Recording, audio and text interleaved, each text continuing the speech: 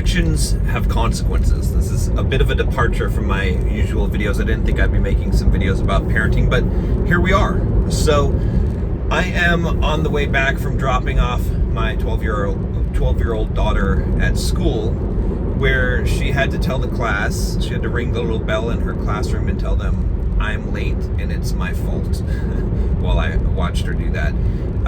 So what happened was basically this. She missed her alarm, right? So her alarm, she has an Alexa in her room, and her alarm was set for 7 o'clock, and she dismissed the alarm and she wasn't ready.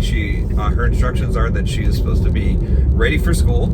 That means that she is dressed, everything is taken care of, she's got her books, her shoes on, and she's in the car, ready to go at 7:40 a.m. so that my wife Nicole can take her to school.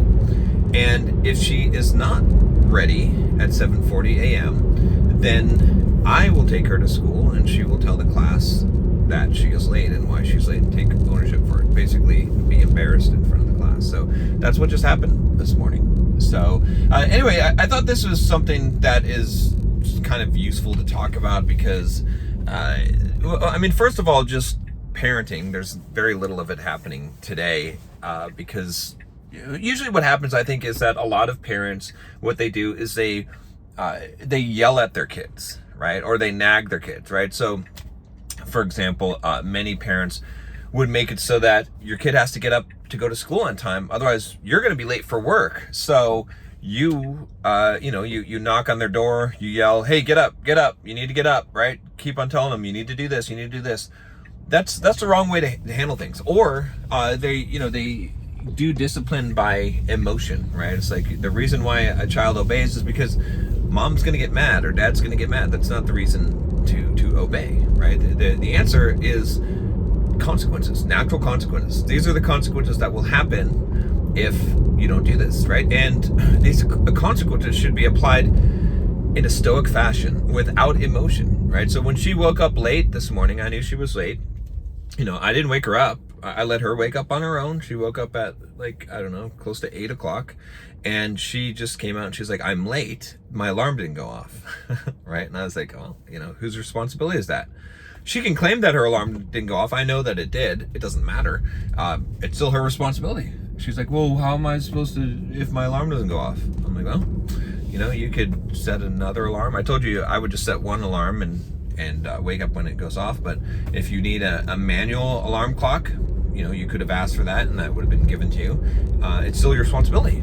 So, when I did look at the Alexa log, it did show that the alarm did go off and that she did cancel the alarm at 7 o'clock, which I showed her. But yeah, so, she has to take responsibility for that. But anyway, I think that this is just an interesting thing because, it applies to parenting, but it also applies to life in general, is taking responsibility. Because I had this conversation with her, and she's like, well, what do I do if my alarm goes off? And I was like, or she's saying, or I said, if I was late for work, right?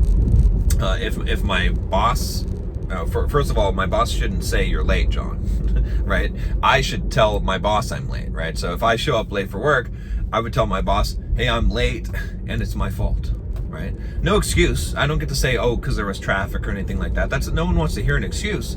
It's your responsibility. You take responsibility for it. Now, if someone asks you, well, what happened? And I said in this case, probably my boss would be like, man, John, I don't know what happened. Like, you're always on time. This is very strange for you to be late. What happened? Then sure, then I could say, well, I was in traffic. There was a big accident. However, I should have probably left earlier, so it's still my responsibility, right? That's how you take responsibility, right? Taking responsibility is something that is very rare. And when I was talking to my daughter in the car about this, she was asking, what does she say in front of the class? And she says, well, can I just say that I'm late? And I said, no, you have to take full responsibility and say why you're late. And it's like, well, why do I have to do that? And I was like, why can I tell them? Or she said, why can I tell them that my alarm didn't go off? Right? And I was like, well, first of all, your alarm did go off. But second of all, look, it's taking responsibility, right? I was like, how many times do people say something, like you know that it's their fault, but they won't acknowledge it. They won't admit their fault, right? They won't take the full responsibility. And I was like, do you respect that person more, or do you respect that person less when that happens? And she said less. And it's true. And it just made me realize that most people in life do not take responsibility, right? You have to take responsibility when something happens. You don't get to make an excuse or a reason for it. It doesn't matter if you have a valid excuse, right? It doesn't matter. No one cares about your excuse.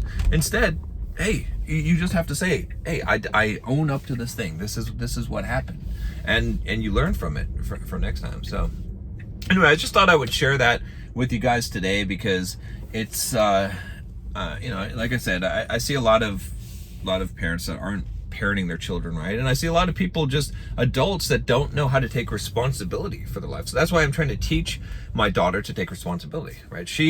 I don't nag her, I don't yell at her. I've never yelled at her, right? There's no need. And I don't remind her of things, right? She's got a bedtime. In fact, this week she missed her bedtime. It's pretty rare, but she missed it. It's at 9:30, and she was late. All right, I didn't remind her about her time. She knows what she has to do before bed. We've talked about that. And so her bedtime got set back to 9:15. And that's how it happens. I'm not angry at her. I'm not upset at her. I love her. I tell her, I love you. However, you still have to suffer this consequence, and I'm not angry at you, right?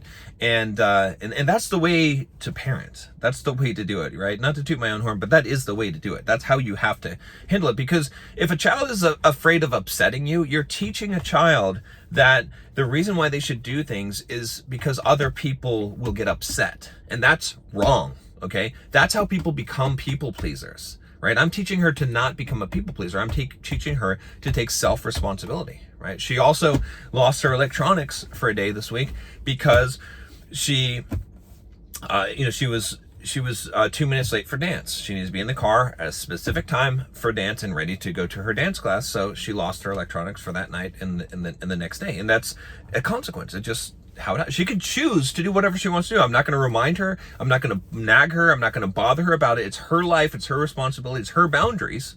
However, the consequences exist, and she'll suffer those consequences. And that's how life really actually works, right? So so anyway, you should not have to tell your kid what time to get up or to wake them up. They should be responsible for that, right? And you should be responsible for it for yourself. So many adults grow up without responsibility and taking ownership of things, and that's why they have the victim mindset and they're people pleasers. So if you have the victim mindset and you're a people pleaser, it might come down to the way that you're raised, but you can now be your own parent and raise yourself in the correct way. I'll see you tomorrow.